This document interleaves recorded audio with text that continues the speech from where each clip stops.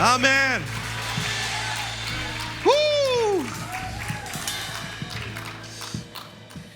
Agora é que podemos dar uma salva de palmas como deve ser a Deus. Vamos lá.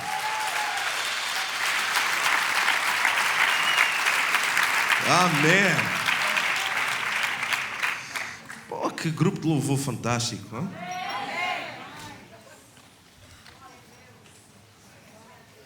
Eu nem queria vir pregar já. Eu queria só ficar a louvar a Deus. Coisa boa. Vocês percebem que quando nós, não só quando nós oramos, mas quando nós estamos a louvar a Deus e nós nomeamos este nome poderoso, alguma coisa acontece. Não há possibilidade no mundo espiritual, no mundo do sobrenatural, nós clamarmos o nome de Jesus e nada acontecer. Quem crê nisso? Então este nome que é acima de todo o nome do nosso príncipe da paz, o autor e o consumador da nossa fé. Então cada vez que eu nem conheço essa música, eu só comecei a ouvir e fiquei embalado e cada vez mais a cadência ia aumentar e eu estava a dizer, como é que é possível? Ouçam isto. Eu estava aqui à frente, uma das coisas boas de estar aqui à frente é que eu não vejo ninguém que está lá atrás. E eu fico sempre com esta sensação que é, será que toda a gente está a sentir a mesma coisa que eu estou a sentir? Será que toda a gente está a louvar como eu estou a louvar? Que eu não estou a louvar a um Deus morto.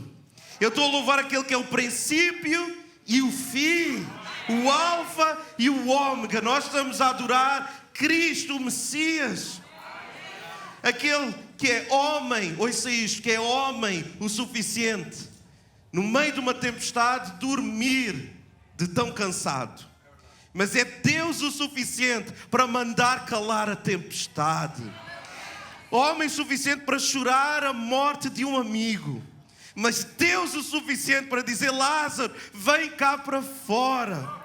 Homem o suficiente para morrer numa cruz por ti e por mim. Mas Deus o suficiente para passados 3 dias Ele ressuscitar dos mortos. Então não há como nós louvarmos a Deus. Não há como nós estarmos nesta atmosfera e estarmos passivos. Não há. Não pode haver espectadores na presença de Deus. Nós somos participantes da glória de Deus neste lugar. Então eu gostava de vos falar acerca de um personagem que é meio conturbada a história dele. A maior parte dos exemplos são maus exemplos. E eu gostava de partilhar convosco uma perspectiva um pouco diferente. Eu estou tão entusiasmado de pregar. Eu estava a louvar a Deus e eu estava literalmente com um comichão nas costas. Eu tinha-me subir já para o púlpito e eu dizia, vocês são fantásticos, vamos continuar. Vocês continuam a tocar e eu prego. Vamos fazer assim um tag team. Mas eu gostava de partilhar convosco 4 princípios acerca de um personagem muito interessante na Bíblia, chamado Saul. Saul era um rei que ele teve um princípio fantástico. Nós às vezes esquecemos-nos, mas ele era um homem fantástico. Ele era acima da média.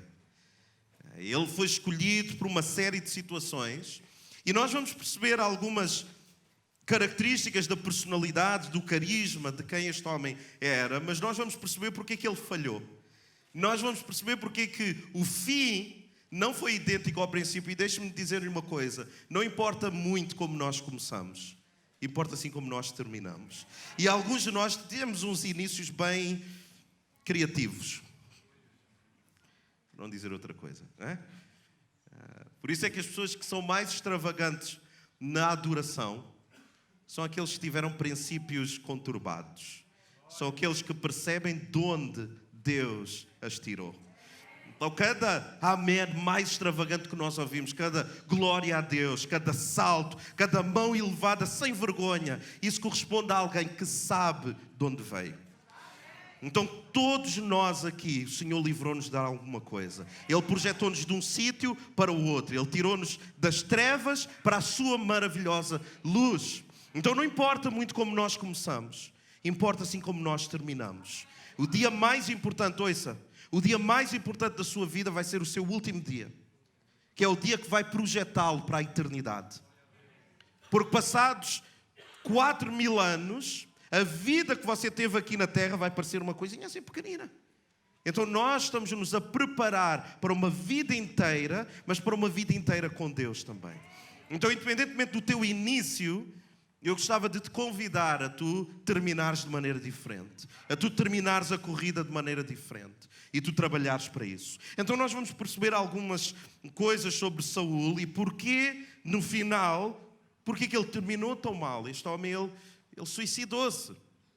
Ele começou, o coração dele encheu-se de inveja sobre um outro personagem chamado Davi, um homem segundo o coração de Deus. Que só aqui entre nós, Davi tinha muitos problemas. Davi tinha déficits de caráter. Imagine isto, que um homem segundo o caráter de Deus foi alguém que arquitetou o assassinato de um amigo para lhe ficar com a mulher. Nós às vezes elogiamos um e pomos num patamar e pegamos em Saul e descemos. Mas Davi, só aqui entre nós, ele era um pouco malandro. E principalmente com as mulheres, ele tinha um problema com mulheres. Tanto que há um episódio curioso, isto é bíblico, está bem? Que Davi já estava mais velho, bem mais velho, e então eles puseram uma moça nova, a expressão é mais ou menos para lhe aquecer os pés. É o que a Bíblia diz. E depois eles, passado um tempo dela estar a aquecer os pés de Davi, eles foram lá e eles aperceberam-se que não aconteceu nada entre Davi e aquela mulher. E sabe o que é que eles disseram? O rei morreu. Só para perceberem a fama que Davi tinha. Mas então o relacionamento entre estes dois personagens é muito interessante, mas eu não vou entrar por aí. Eu quero só caracterizar algumas coisas de Saul. Então o primeiro ponto que eu tenho para vós, eu vou ler, que está em 1 de Samuel, capítulo 10, versículo 1, eu vou ler, está bem? Escusam de abrir, eu vou tentar ser mesmo célere, rápido. E diz assim: então Samuel tomou um vaso de azeite e o derramou sobre a cabeça de Saul e o beijou, que é uma atitude de carinho. Eu, por exemplo, eu estive no Brasil há um tempo atrás, e a certa altura, eu depois de pregar, eu desci do púlpito e as pessoas estavam-se a cumprimentar e havia uma série de homens que me beijaram. E para nós, culturalmente, é assim um bocado estranho, mas aquelas pessoas estavam a fazer com respeito, como um sinal mesmo de respeito. Ou seja, foi tão importante o que aconteceu aqui. Então o beijo aqui era quase um tipo de consagração emocional também. E disse isto a Saul: porventura não te ungiu o Senhor para o propósito de seres príncipe sobre a sua herança? O meu primeiro ponto é que este homem Saul recebeu um novo propósito. Você sabe que há pessoas que andam uma vida inteira sem propósito, sem saberem o porquê de estarem aqui. Têm o trabalho deles, têm a família, mas nunca percebem realmente qual é o seu propósito na vida. A palavra diz que este homem, ele recebe um propósito da parte de Deus. Diretamente da parte de Deus. Deus diz assim: o propósito para a tua vida é este.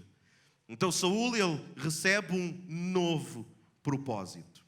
O segundo princípio, o segundo ponto, é no mesmo capítulo 10, versículo 9, que diz assim: ao virar Saul as costas para se apartar de Samuel, Deus mudou o seu coração em outro. E todos esses sinais aconteceram naquele mesmo dia. Ele não só recebe um novo propósito, como ele recebe um novo coração. Não mais um coração de pedra, mas um coração de carne. Há uma transformação na vida daquele homem. Eu vou acelerar, mas...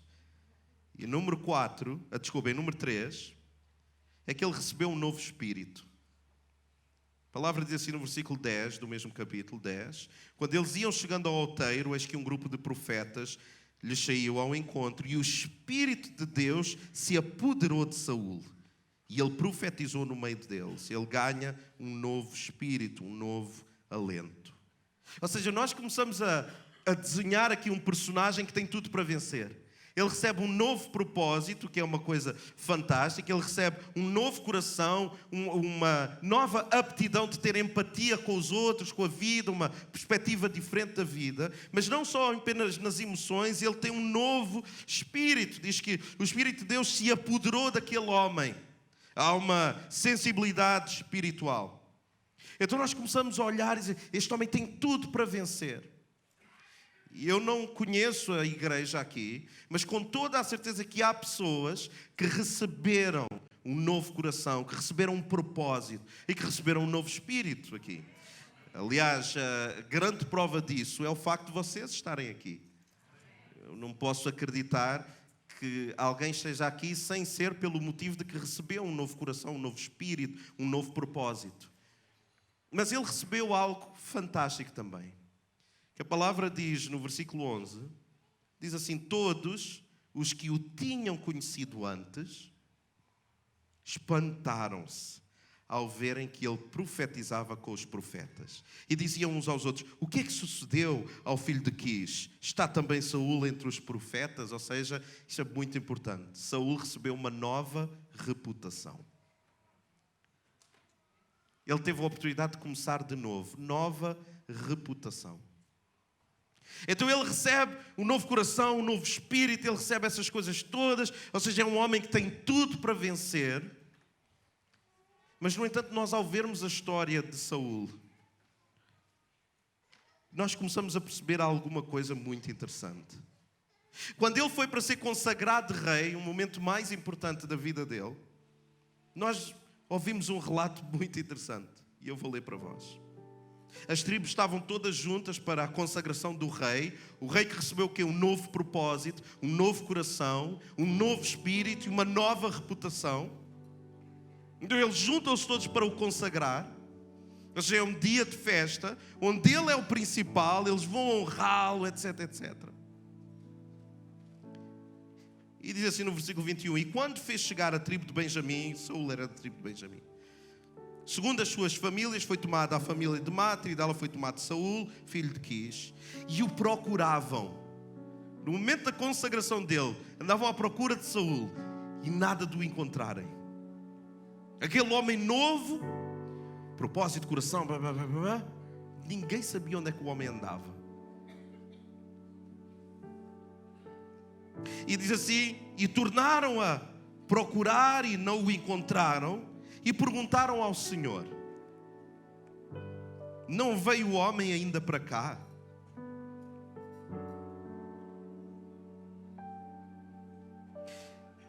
E respondeu o Senhor, eis que Saul se escondeu no meio da bagagem.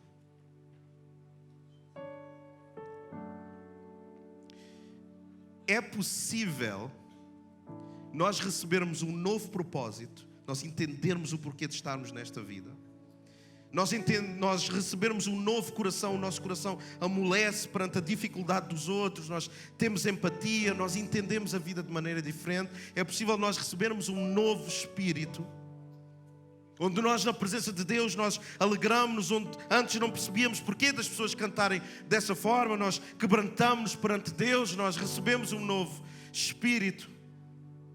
E é possível uma igreja, ouçam isto, é possível Deus, através de uma igreja, proporcionar uma nova reputação a alguns de nós. Onde nós entramos numa igreja onde pensamos, aqui eu posso começar de novo.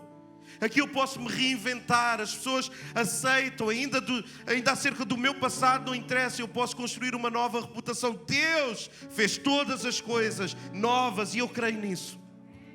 Mas ainda assim, nós escondermos-nos no meio da nossa bagagem. Pessoas que estão na igreja e que recebem toda essa novidade de vida, mas ainda assim há tanta bagagem que a pessoa carrega. Há tanta coisa do passado que a pessoa carrega e que não facilita. A pessoa está constantemente entre bagagem. Onde nós perguntamos, por que é que tu não te envolves em alguma coisa? E a pessoa, sabe, pastor, a pessoa esconde-se atrás da bagagem. Há pessoas que estão tão magoadas,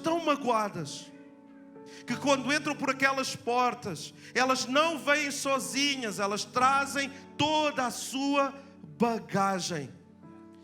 Então não importa tu receberes um novo propósito, um novo coração, um novo espírito, nem sequer uma nova reputação, se tu insistes em carregar a mesma bagagem. Do que é que vale nós começarmos de novo, se tu queres começar de novo com bagagem? Não é assim que se faz. E alguns de nós temos bagagem, ouçam isto por favor com muita atenção, temos bagagem de estimação. Alguns de nós temos dores de estimação, que é, eu não vou permitir que ninguém trate isto é a minha dor de estimação. Mas pelo menos deixa-me orar sobre isso. Não, isso já está resolvido. Mas a pessoa anda azeda, ácida. A pessoa tem um espírito que é só de crítica. A pessoa não consegue louvar, a pessoa está à procura de alguma coisa, de alguma nova dor de estimação. Esconde-se no meio da bagagem. Eu não sei qual é a tua bagagem. Eu não sei qual é as questões que te trouxeram até Deus. Eu não sei quais foram as coisas que aconteceram neste último mês, nesta última semana, que te criaram bagagem. Mas há alguns de nós que estamos a carregar bagagem há anos. Há anos. E nós não nos libertamos dessa bagagem. As noções nunca vai ser igual hoje. Eu acompanhei casais em que o marido cometeu um erro com uma outra mulher há 20 anos atrás. E aquela bagagem foi resolvida supostamente, mas em todos os encontros que eu tinha para os aconselhar, aquela esposa lembrava sempre do erro daquele homem.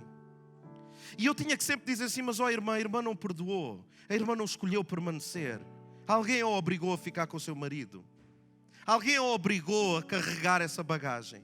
Então se já deixou lá no passado, deixe estar lá no passado, vamos começar de novo. Deixe essa bagagem lá atrás. E quem diz estas situações, dizem outras. Há pessoas, ouçam, e vocês sabem, se há famílias, há elementos de famílias que não se falam, já nem sabem bem porquê.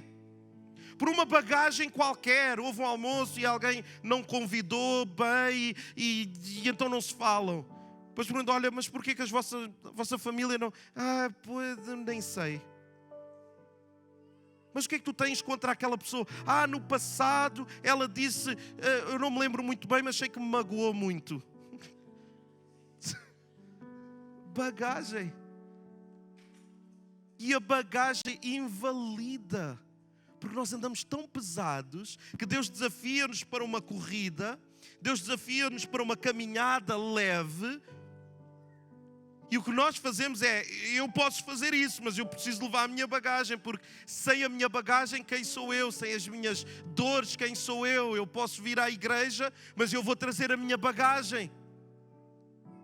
E tantos de nós temos tanta bagagem, nós gostamos de exibir a nossa bagagem. Por isso é que o meu conselho é sempre, deixa a bagagem lá atrás. Tu queres lidar com a bagagem, deixa de nomear isso. Há pessoas que o BI delas, não é o cartão de cidadão, não sei se aqui é cartão de cidadão, mas tipo, o passaporte das pessoas é a bagagem. Sabe, eu já fui muito magoado pela igreja. Mas foi por esta igreja? Também, mas está magoado agora? Não, então pare com isso. Eu já não acredito na igreja. Porquê? Porque fui magoado pela igreja. Eu vou-vos contar uma história. Eu, a certa altura, quis levar a minha esposa a comer bem. Tipo onde a gente foi hoje, aquele sítio porreiro, né? E eu fui para Setúbal, Margem Sul. Nós temos aqui malta da CCLX lá da Margem Sul. Façam lá barulho, onde é que eles estão? Foi mais ou menos, mas podem continuar lá na CCLX, né? Vou-vos dar mais uma oportunidade. Temos malta da CCLX, da Margem Sul aqui. Então eu levei a minha esposa a um restaurante em Setúbal. E eu queria comer um peixe qualquer, assim uma coisa especial. E consegui encontrar o pior restaurante de Setúbal. Eu conto esse episódio todo ao pormenor no meu livro. Mal eu entrei não tinha ninguém, o que é sempre mau sinal, né? depois ninguém me atendeu. Pá, depois veio um sujeito lá da cozinha com como é que se chama? Um avental. Chegou lá. Eu nem percebi nada, porque ele disse, eu disse, olha, eu queria o prato do dia. Não temos. Qual é o restaurante no planeta Terra que não tem o prato do dia? Não tinha o prato do dia. E eu disse, então, ok, então quero, isso aqui, sei lá, era não sei o que com cogumelos, qualquer coisa com cogumelos. E ele disse, está bem, está bem. Depois passou uns 5 minutos e tal, ele voltou, chegou e disse assim, não temos é cogumelos. Mas que restaurante é esse? Onde é que eu me vim meter? Ou seja, a pior experiência de sempre num restaurante. Você acha que eu deixei de ir a restaurantes? Você acha que porque eu tive uma experiência num restaurante, uma má experiência, eu deixei de ir a restaurantes? Então porquê é que há pessoas que têm uma experiência, ou várias, com várias igrejas, ou com outros pastores, e deixam de ir à igreja porquê? Qual é a lógica que nos leva a pensar que tudo é igual em todo o tempo? Porquê é que nós pegamos na bagagem e anexamos a bagagem à nossa alma? Aquela pessoa magoou-me, ouçam.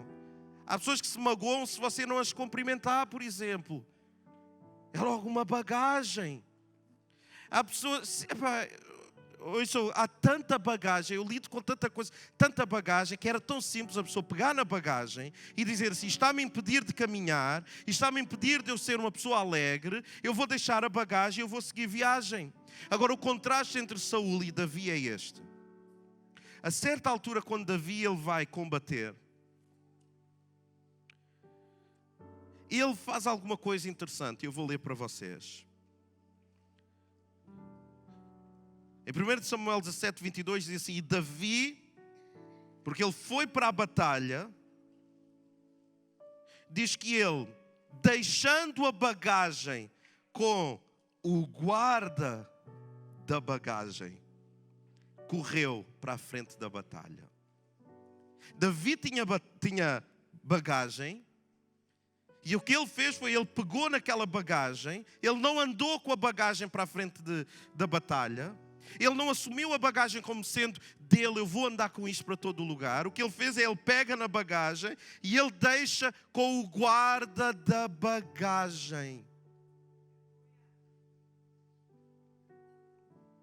Ele deixa a bagagem no sítio que é suposto estar, com alguém que lida com a bagagem, com alguém que diz assim, se tu estás, o quê? Sobrecarregado, se tu tens alguma coisa em ti, deposita em mim. Se tu tens peso, eu consigo lidar com a tua bagagem. Eu sou o guarda da bagagem, diz o Senhor, nosso Deus. Então todos aqueles que estão oprimidos, Ele pede, Ele convida. Ele diz, venham a mim. Todos os que estão cansados, todos os que estão oprimidos. E Ele dá a promessa, Ele não diz assim, que eu vou guardar a tua bagagem por um tempo e depois quando tu voltares eu vou-te devolver a bagagem. Não, Ele diz, se vocês vierem, eu vos aliviarei. Então o exemplo de Davi é contrário ao exemplo de Saul. Saul escondeu-se, Saul desculpabilizou-se pela bagagem que tinha. Sabe, pastor, eu não posso mais fazer isso pela minha bagagem. E sabem o vergonhoso às vezes? É que nós impomos bagagem sobre os outros. Tu não devias fazer isso por causa da tua bagagem, ou achas que eu não sei? Pastor, eu cá não sou de intrigas. Mas há aí gente na sua igreja que tem bagagem. Não só nós carregamos a nossa bagagem, como nós não permitimos que os outros deixem a sua. Se este é um lugar de deixar a bagagem, por favor, deixem a bagagem. Mas quando saírem por aquela porta, ouçam isto, quando nós dizemos às vezes, vamos deixar os nossos problemas lá fora. Não, traga os problemas, deixe os problemas no altar. Mas quando se for embora, não os leve de volta. Porque se nós temos os problemas lá fora, quando nós formos lá fora, o que é que vai ter? Os problemas. Não, deixe no altar, ore sobre isso. Pegue no seu problema, na sua bagagem e deixe no altar, entregue a Deus. E diga assim: eu tenho tanta fé que o teu convite de aliviares a minha alma é verdadeiro, que eu vou deixar a minha bagagem no guarda da bagagem, porque há uma batalha à minha espera e eu tenho que ir leve, porque a batalha é dura. Ouça, a vida é dura e é muito mais dura se nós levarmos bagagem. Então confia no convite de Cristo. Deixa a tua bagagem com o guarda da bagagem. Ele vai te aliviar, Ele tem prazer nisso. Ele tem prazer. Mas não só tragam a bagagem e deixem aqui. Ajudem outros a libertarem-se da sua bagagem. Não lembrem os outros que eles deviam era ter bagagem. Como é que tu cometeste esse erro e agora achas que estás a agir como se nada fosse? Para com esse espírito de acusação. Não somos nós que acusamos. Isso é o trabalho do inimigo. Não façamos isso. Se alguém está com um problema, nós pegamos e nós pensamos: a tua bagagem tornou-se a minha bagagem. Isso é igreja. Eu não vou descansar até a tua bagagem ser entregue ao guarda da bagagem. E eu vou ajudar-te a ti a pegar na tua bagagem e entregar no altar. E isso é igreja. Não tem nada a ver com a tua bagagem. Isso não é igreja. É a tua bagagem tornou-se a minha bagagem. Ontem nós estávamos a falar com alguém que eu percebi que a pessoa está com algum problema. Eu não sei se é, sei lá, em termos legais no país, ou está com alguma questão. E eu estava a ouvir o pastor Oscar a falar com essa pessoa, e eu estava a pensar assim: esta bagagem que não pertence ao pastor Oscar, e ele está a tornar esta bagagem dele também, porque ele está a se interessar pela bagagem, ele está a preparar caminho para... No final ele disse assim, eu sou extremamente observador, no final ele disse assim: nós vamos orar para que as coisas corram bem. Então, o que é que ele está a fazer? Ele está a fazer: a tua bagagem é minha bagagem, eu vou orar. Não é porque essa é a minha bagagem, mas porque tu precisas deixar essa bagagem aos pés da cruz. E eu vou orar por isso. E há alguns de nós que estamos tão sobrecarregados por uma qualquer bagagem. E o meu desafio hoje é que tu pegues nessa bagagem de uma forma simbólica e tu tragas à presença de Deus e que tu digas: eu não consigo cuidar, eu não consigo que os meus filhos estejam na igreja, eu sozinho eu não consigo, eu não quero carregar essa bagagem. Senhor, cuida da minha família. Senhor, no meu trabalho eu não consigo, é uma bagagem que eu não estou a conseguir lidar. Senhor, cuida da bagagem. Senhor, se tu és o guarda da bagagem, Senhor, guarda a minha bagagem, lida tu, se tu a repreender o inimigo, faz tu a obra. Senhor, defende o teu povo, tu és o nosso guarda, e tu não dormes, e tu não hesitas, e tu não estás distraído.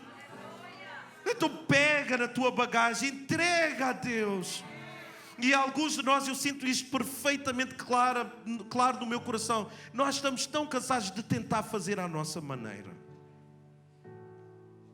Há um cansaço de tentar atar a bagagem e tentar que mais uma coisa entre na mala e para tentar resolver. O meu convite é: para com isso. Para de mexer-se demasiado. Deixa Deus te ajudar.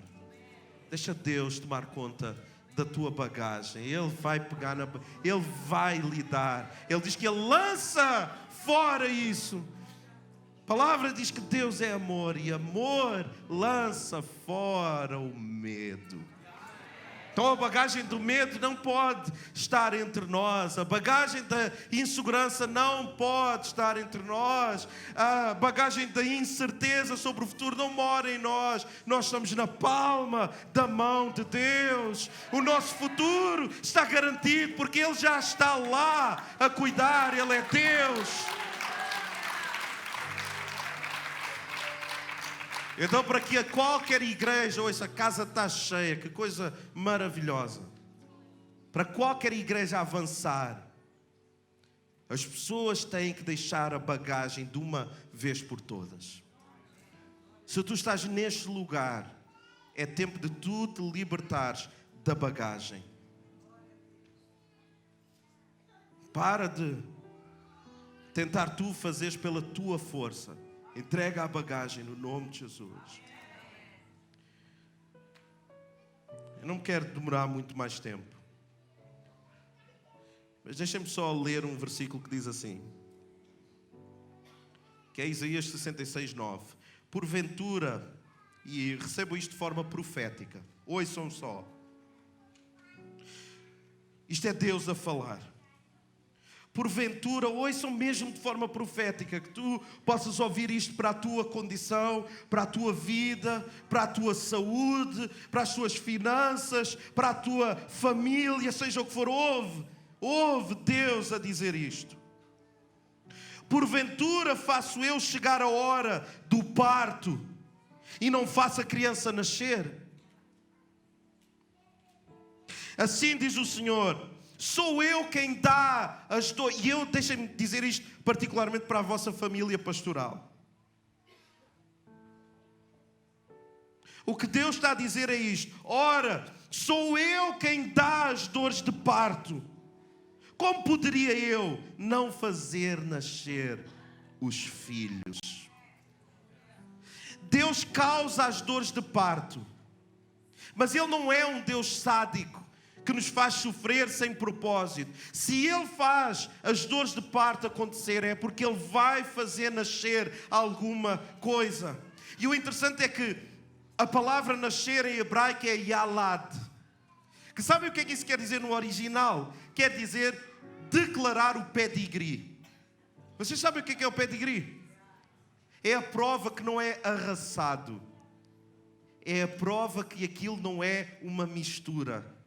É a prova que aquilo é verdadeiro. Ou seja, a tua dor garante que tu és autêntico.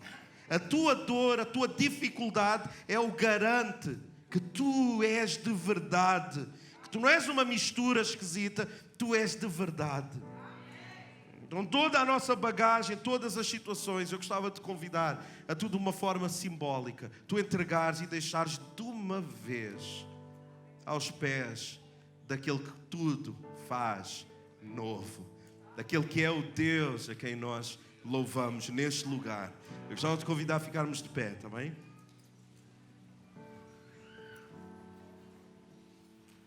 Eu gostava que tu pudesses dizer assim para a pessoa que está à tua esquerda e à tua direita: esta pregação foi para ti.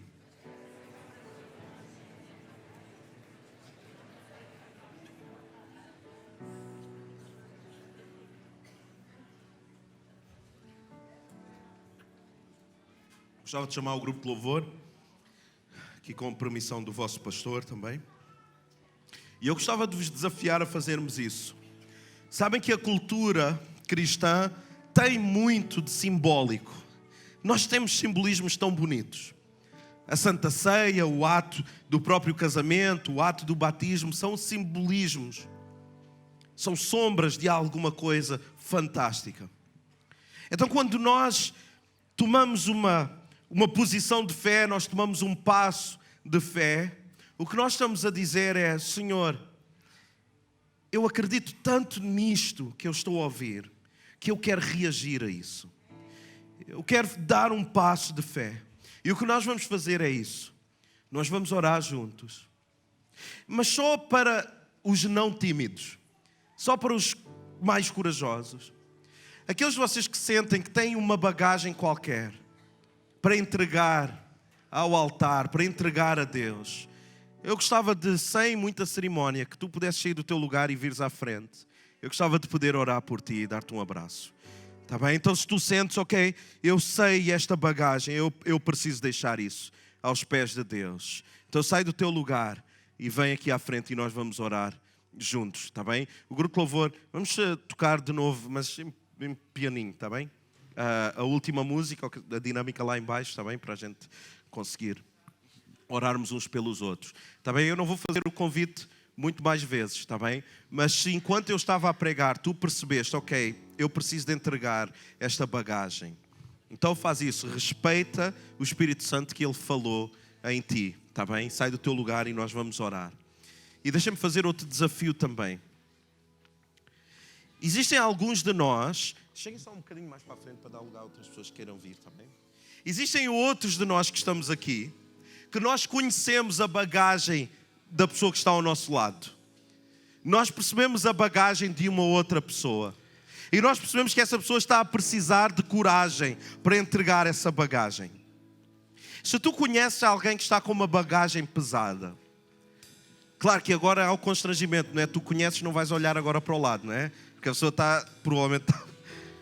Mas eu queria te convidar a tu falares com essa pessoa e diz: olha, deixa-me levar-te à frente. Deixa-me ajudar-te a tu levares a bagagem. Deixa-me ajudar-te a fazer isso. E se tu és essa pessoa, saiam os dois do vosso lugar e venham à frente. E nós vamos orar juntos, está bem? E de novo, não há espectadores neste lugar. Se tu não vens à frente, fecha os teus olhos na presença de Deus. Começa a falar com Ele. Começa a ministrar ao coração de Deus. Começa a falar com Ele. A dizer: Senhor, abençoa os meus irmãos que estão à frente. Senhor, abençoa a minha família. Senhor, abençoa esta igreja. Senhor, abençoa o nosso pastor. Vamos fazer isso na presença de Deus. Vamos só chegar um bocadinho mais para a frente, está bem? Quem veio à frente, venham mais à frente, está bem? Venham só mais à frente, mais um pouco, está bem? Vamos fazer isso.